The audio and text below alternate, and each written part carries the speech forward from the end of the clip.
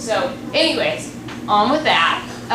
So what I'm going to be showing, so ingredients in household and personal care. So they all should be listed. Although household products, you see, they're not regulated like personal care, which should be listed. But all should be listed on the label, online, brochures and marketing. They should be proud, and they shouldn't disclose. If you're proud of your ingredients, you want to show exactly what they are. And so that's when it comes to the regulations. And as far as regulations, I do have to say that coming from being a small company, a startup company, I'm glad that there isn't the regulations out there, but we have to be responsible for ourselves because we never could have started up with a small amount of capital, unlike the big ones that are, there's about 3 like cosmetic companies that basically rule the world. So it's really about being responsible, and yeah, it's a very difficult thing, but if we had to do all the regulations that there's some laws out there that they're trying to do, small companies wouldn't survive. I don't know really what would happen to big companies either because they would have to reformulate everything as well. But yeah, so that's kind of just on the beginning part. Okay, and I'm spicing up little things with that of some of our family. This is my cousin Justin, and this is Tony, and my cousin's dog, my grandma's dog. They're on all the furniture. We have so many animals. We tried to get them together in a picture. There's too many of them. But we just love them to death. So, I also wanted to say, throughout this talk, just please, give questions, anything interactive. So if you have any questions about anything, please just let them come. So,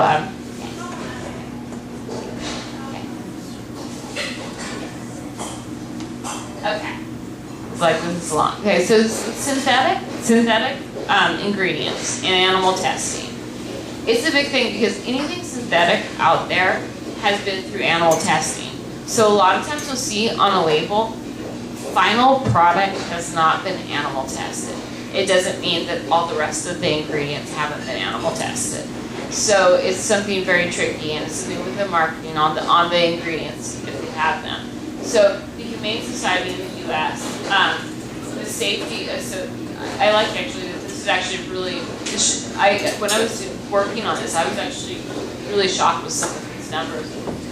Only 2 to 4 million, actually not only, but sadly, are accounted for the safety of testing chemicals and consumer products. But so I really like this quote, which was ethics and humaneness of deliberately poisoning animals and the propriety of harming animals for the sake of marketing a new cosmetic or household products. It is, to me, that is just one of the worst things I could ever imagine. Truly. For me to put a new lip gloss on and have an animal put it in their eyes, that type of thing is something that just really is difficult. So, and on top of it, many of the tests give misleading results because the animals are not us. And the bigger number for annual is that it's actually 100+ million animals every year suffer and die. And cruel, and this goes beyond just cosmetics, and this goes beyond that. So it goes to chemical, drug, food, cosmetic tests, biology lessons, curiosity-driven medical experience, and the exact numbers are not even available because the cold-blooded animals, mice, rats, and birds, who make up 95% used in experiments, go uncounted. That number really, really shocked. It's so much. One thing I really like here, actually, the Coalition for Consumer Information on Cosmetics, they give this, I bet you've all seen this, a Leaping Bunny symbol. This is a really good symbol. our company's actually working on this right now to get the simple. You got to go through, you know, the paperwork, stuff like that. But it truly, if you see that leaping bunny, you got to go through a lot to show that you really are green and cruelty-free. And that's something. So that symbol right there, great when you see it on a product, and they do a great job with that.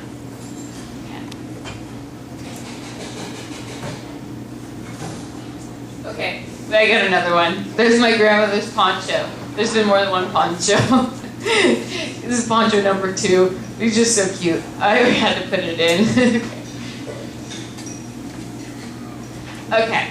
Now going on, I'm starting with the household protectants. The stuff that you may not know is there when you actually start, like when you actually buy a couch or get your carpets cleaned or spray on your shoes.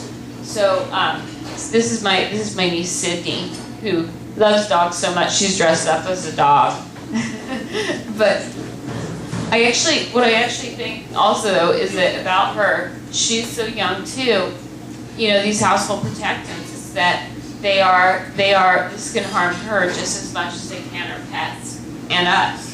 You know, if she wants to crawl on the carpet and lick the carpet, maybe acting like a dog, you know, it's just as harmful. So now I'm going to talk about what the actually the household protectants, and it is a difficult subject. So before you clean, basically. Okay, and I know this is chemistry, so please forgive me. But it's the household protectants. What, where, and how. So what they are is they're fluorocarbons. So fluorine, and that would be a carbon right there. And they're synthetic, completely synthetic. So every single one of those goes out. There's many different types of them. This is just one of them. But they, each one of them is put through severe animal testing, which I worked in the fluorochemicals, like I was saying, and was kept very far away from knowing any of the animal testing. I would produce something, I had no idea if it was going out for it. We were kept so far away, obviously on purpose. And because all this stuff is so toxic, that they actually in 2010, there's certain chain length of fluorine, a C8 chain, was actually banned. That now they're doing smaller chain lengths, but they don't have even the research to say that they're better. So they're just keep doing animal research. When you were doing this work, did they do that covered up and all kinds of stuff? I actually was it was called a PI, so I had people that worked in the lab. So I never actually so the people that worked under me that would follow my experiments. But so when I was in the lab, I was actually in like they weren't. They had lab goggles and stuff like that, but not big. No, absolutely not. It was not. And in fact, I have to say, even at one time, our hoods blew out. Although safety was the biggest protocol there, but the levels of there's lots of studies. The levels is called PFOA, perfluoronic octanoic acid is one of the most dangerous, and they've done studies there. Well, their own studies, but they show how much higher the levels are in people that work around those areas. But it's in drinking water here. It's everywhere. It's biopersistent. Yeah. So they are basically, if you can think about what they are, is they're stain repellents, like the carpets, and easy clean products like the pans, that kind of stuff, and even coatings like the walls. So it makes it easier to clean off the stain off the wall. But the problem is, so this is where, so carpets and carpet care. So after your carpet comes in, you get it done again, beware.